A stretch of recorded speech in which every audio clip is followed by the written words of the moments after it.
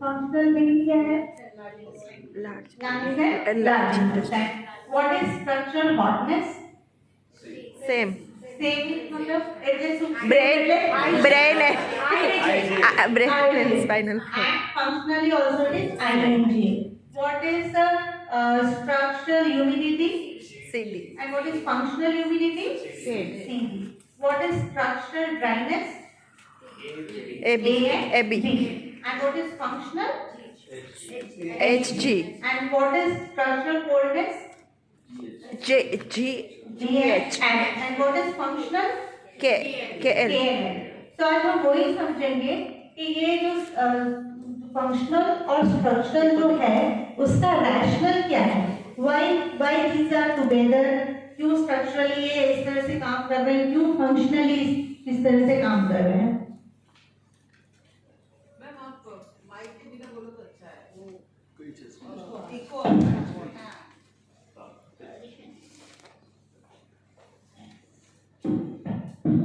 इसको बंद करो, तपन जी उसको बंद कर दीजिए। ये स्ट्रक्चरल सिमिलरिटी है in the pair of energy. सबसे पहले हम देखेंगे विंड एंड ह्यूमिडिटी एक्सेस। हमारे पास जो एक्सेस है कौन सी एक्सेस है? 3 main axes. ठीक है, राइट। सो विंड हमने अभी देखा स्ट्रक्चरल विंड कौन सा क्या है, विंड कौन सा है? स्ट्रक्चरली क्या है? L. हाँ, अभी भी गलत बोला ना, राइट। एंड बोल दो क्योंकि गलत ही आंसर है। और स्ट्रक्चरल ह्यूमिडिटी क्या है? स्प्लीन, है ना। So we are talking about the wind humidity excess manifests itself in distribution of pair of gallbladder and stomach at R level, right or wrong? Yes. ठीक है। and liver and spleen at energy level। हम पहले structure का देख रहे हैं। तो और एक्सेस के लिए क्या जरूरी है? To have an axis. किसी की जैसे हम बोल रहे विंड ह्यूमिडिटी में एक्सेस है, तो वो एक्सेस क्यों, वो एक्सेस होने के लिए कोई प्रीरिक्विजिट्स तो होगी ना, to have an axis. So what is the prerequisite for having an axis? हाँ? It is. Do you know the difference between same and similar in Sujo? हाँ.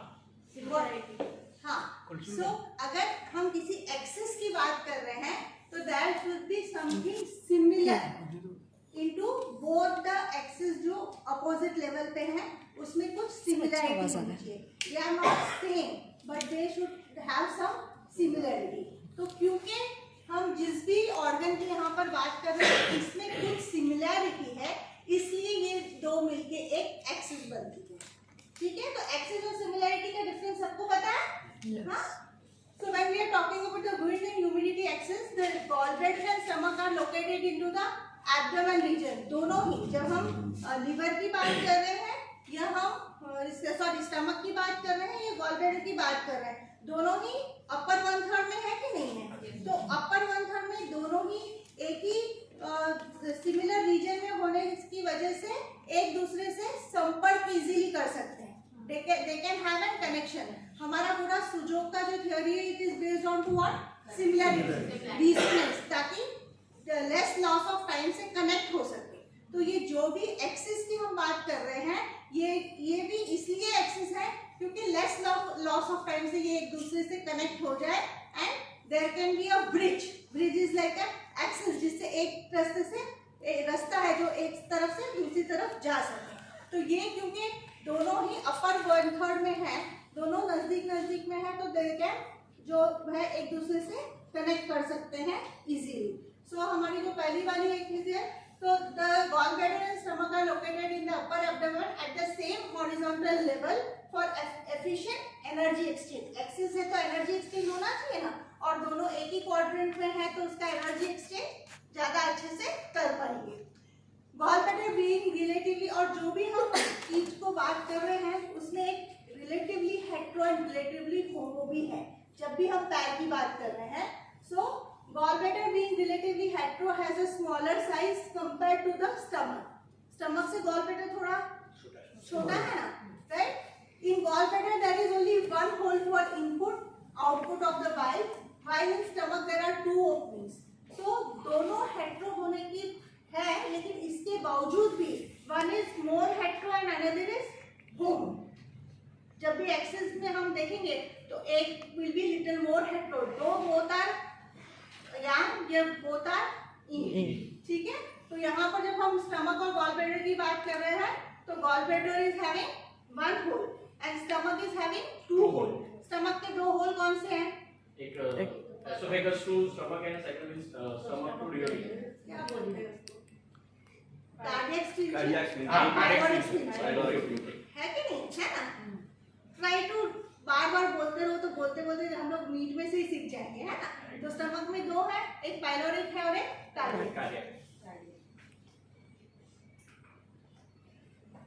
ये देखो, इस पिक्चर में भी आप देखोगे कि नजदीक नजदीक में है ना, stomach gall bladder.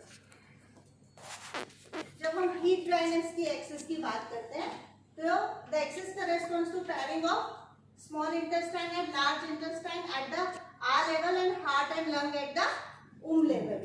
The SI and LI plays in the abdominal cavity. कौन से कैविटी में है? LI SI second and third में है ना, दोनों ही.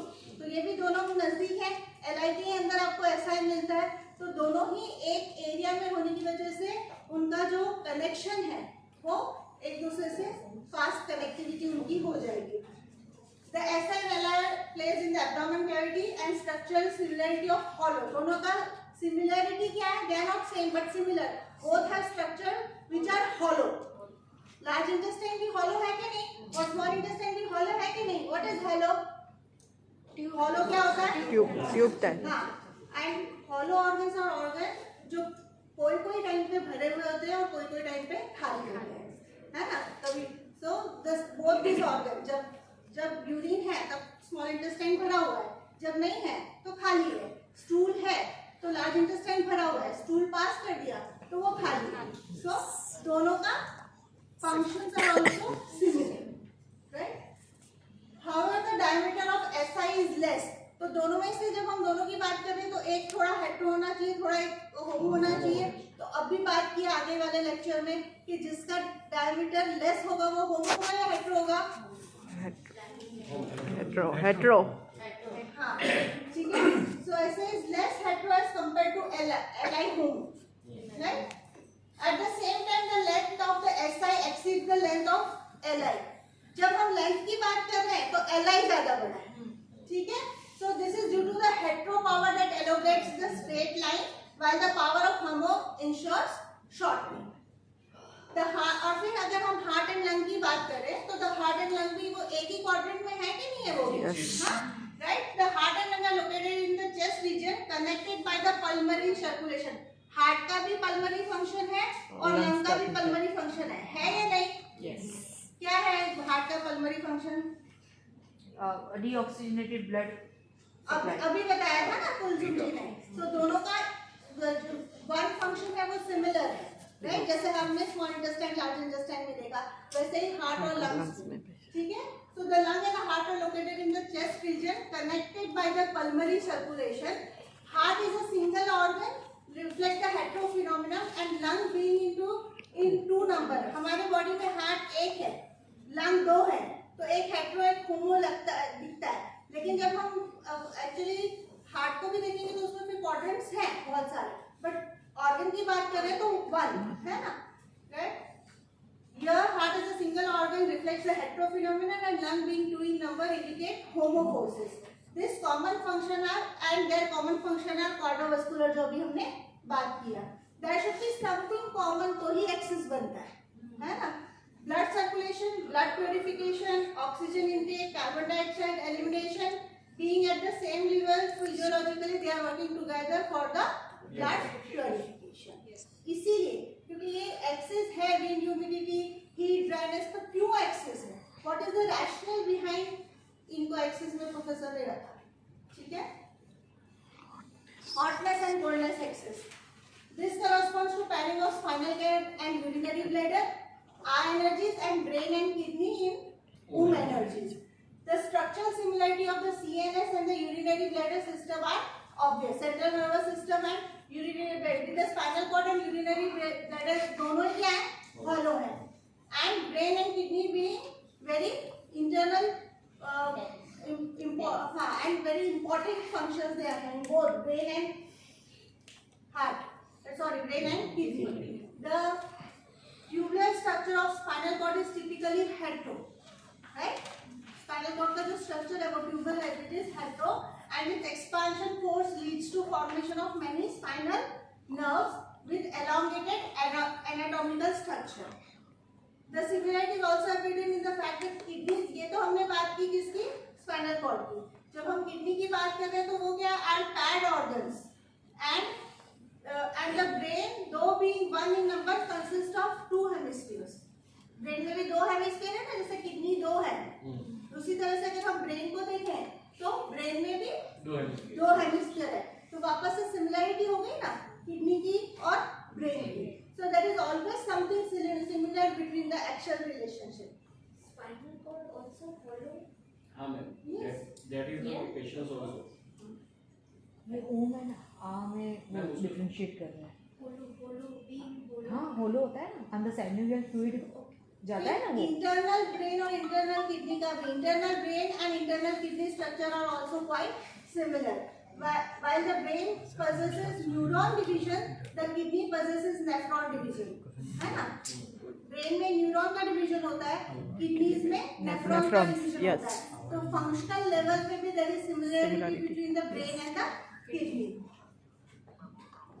Brain is connected to the spinal cord and the kidney is connected to the urinary bladder. इसलिए इनका actual relationship और आपस में है. The brain, being relatively hetero, is situated in the upper part of the body and kidney being homo in the below body के diaphragm के नीचे. One piece, two piece also. Yes. So there is, ये हमने structural देखा, उसी तरह से functionally भी also functional connection between chakras and meridian में फंक्शनल रिलेशनशिप भी है. The second type of communication between chakra and meridian reflects the mutually operating function of energy. In this case hand meridians get energy from the chakra below above diaphragm, and hand meridian gets energy from the chakras above diaphragm and thus associated with expansion energies of wind, heat, hotness, जो हमारे ऊपर के चक्रास हैं directly connected with the hands. और जो हमारा functional relationship है, ये हमारा सर्कैडियन साइकिल जो है, उससे ये डायनेरल क्लॉक जो हम लोग बोलते हैं, उससे ये कोरिलेट करता है. जो ऑर्गन क्लॉक याद है सबको, कहाँ से शुरू होता है ऑर्गन क्लॉक, कौन सा ऑर्गन से शुरू होता है? लंग्स. ए मींस कौन सा ऑर्गन? लंग्स. टाइम क्या है उसका? 3 to 5. फिर उसके बाद क्या है? Large intestine. Lung and large intestine जो है, ये दोनों क्या है? पैर ऑर्गन है. और उसके बाद कौन सा आता है? स्टमक. सो जब भी हम सर्कैडियन साइकिल देखते हैं तो वो एक्चुअल रिलेशनशिप में चलता है. विंड में से ह्यूमिडिटी में एनर्जी जाती है, right? So it goes like this. इसलिए फिर हमारा C and D, that is stomach and spleen आता है. From wind it is coming to the humidity, right? तो जब हम circadian cycle देखते हैं, the circadian cycle operates subsequently with the energy starting from the solar chakra located at the intersection of all spatial axes at the same level of diaphragm. Solar chakra encompasses the spiritual axis of brightness and darkness. लेकिन अभी हम brightness darkness पे बात नहीं करेंगे, अभी 60 पे ही करते हैं. सो thereafter the energy is transferred to the axis of active energy, heat, dryness. Finally the controlling energy, hotness, coldness is activated. देखो ये हमारा पूरा सर्कैडियन साइकिल है. So 3 to 5 corresponds to the time activity of lung meridian. सबको पता है ना? This is consistent with functional type of energy distribution. हर चीज what starts हमारा 60 के थ्योरी क्या बोलता है, कौन सी एनर्जी किसी भी चीज को इनिशिएट करती है, स्टार्ट करती है? ब्रेन. सो क्योंकि हमारा सर्कैडियन साइकिल 3 to 5 लंग से शुरू हो रहा है, इसलिए that is wind, functionally wind. Body का जो पूरे दिन का जो साइकिल होता है, फंक्शनल साइकिल कब से शुरू होता है? सुबह 3 से 5, right? So because that is 3 to 5 in the morning, जहाँ से हमारा सर्कैडियन साइकिल शुरू हो रहा है, इसलिए दिस इज विंड, है ना। और हमारा जो एनर्जी का एंड होता है वो कहाँ होता है? कोल्डनेस में। और जब हम सर्कैडियन साइकिल देखेंगे तो हमारा जो लिवर एंड गॉल ब्लैडर है वो लास्ट है उसका टाइम, इसीलिए वो कोल्डनेस है, इसलिए फंक्शनल कोल्डनेस है। हमको पता है पर क्यों है वो हमको जानना जरूरी है कि क्यों इस तरह से है, right. So this is consistent with functional type of energy distribution in which the energy of wind first enters the lung meridian, moves centrifugally and enters large intestine meridian and with centrifugal force returns to the anahata. So anahata चक्र से ही ये जो meridian है wind के, कौन से हो गए विंड के meridian? Lungs and large intestine, उसमें एनर्जी जा रही है। The maximum activity time of Li meridian is 5 to 7 AM. Lung is structurally made of dryness tissue, but functionally is wind. So structure में हमने lung देखा था ना wind energy, तो इसलिए यहाँ पर बताया गया है कि lung is structurally made of dryness tissue. उसकी जो tissues है वो dry है, लेकिन functionally it is wind because starting. और जब बेबी पैदा होता है तब भी सबसे पहले क्या शुरू होता है उसका? क्राइम कहाँ से शुरू होता है? यहीं से। So that is why it is the wind energy, right? Liver regenerates very fast, therefore structurally it is wind. Liver का ये कैरेक्टर पता है कि नहीं? अगर 3/4 लिवर बचा है और 1/4 काट दिया गया तो वो भी रीजनरेट हो जाता है, इसलिए structurally it is wind, not functionally. Functionally wind lung है, लेकिन स्ट्रक्चर क्योंकि स्ट्रक्चरली वो रीग्रोथ हो जाता है लिवर, इसलिए structurally it is wind. Functionally क्योंकि उसमें भी लोब्स है, उसमें भी लोब्स है। हाँ। The Manipur chakra then becomes active from 7 to 9 AM when by the centrifugal force enters into the stomach meridian. It then moves to the spleen meridian 9 to 11 AM. ये सब टाइम आपको याद है ना, ठीक है। नेक्स्ट विशुद्धि चक्र, और उसके बाद विशुद्धि चक्र एक्टिवेट होता है which is heat energy, ठीक है। Activated, the energy first enters into the heart meridian 11 AM to 1 PM and then to the small intestine meridian from 1 to 3 PM before the energy returns back to the विशुद्धि चक्र। वापस विशुद्धि चक्र पे आएगी, उससे पहले वो इस तरह से सर्कुलेट करेगी। From the विशुद्धि चक्र the energy enters into the Swadhisthana चक्र। स्वादिष्ठाना चक्र and centrifugally force activates the UV meridian। अब यहाँ पर स्वादिष्ठाना ड्राइनेस एनर्जी कौन सा हो गया? UV meridian. फंक्शनली क्या था? बी, लार्ज इंटेस्टाइन। अभी क्या हो गया? Urinary bladder. From 3 to 5 PM and there it enters into the kidney meridian from 5 to 7 before re-entering the Swadhisthana chakra. Adrenal glands are dryness, so kidney can also be dryness functionally. क्यों? क्योंकि kidney की ही टोपी है ना adrenal. Yes, पता है कि नहीं? हाँ, तो cap it is referred like that, kidneys की टोपी को कैप, दैट इज एड्रिनल, इसलिए, ठीक है ना। तो एड्रिनल ग्लैंड वैसे हम ड्राइनेस एनर्जी में ले रहे हैं, लेकिन kidney can also be dryness functional. Rational है या नहीं है? तो कंट्रोलिंग एक्सेस ये हो गया, तो अब कंट्रोलिंग एक्सेस हॉटनेस कोल्डनेस की है वो एक्टिवेट होगी। अभी is activated with the energy of Agna chakra entering the brain meridian from 7 to 9 PM and then sent to the spinal cord 9 to 11 PM. The last chakra to be activated in the diurnal cycle is Muladhara chakra with coldness energy sent to the gallbladder from 11 to 1 and then energy enters into the liver 1 to 3. So 1 to 3 last है ना circadian cycle का हमारा जो है वो, before returning to the Muladhara. From there it finally goes back to the solar, completing the 24-hour cycle. पता चला functional structure दोनों? Yes. It was a short presentation, but I hope it will help you. Right? Any questions? Roma भी, Any questions? Roma भी। So now I would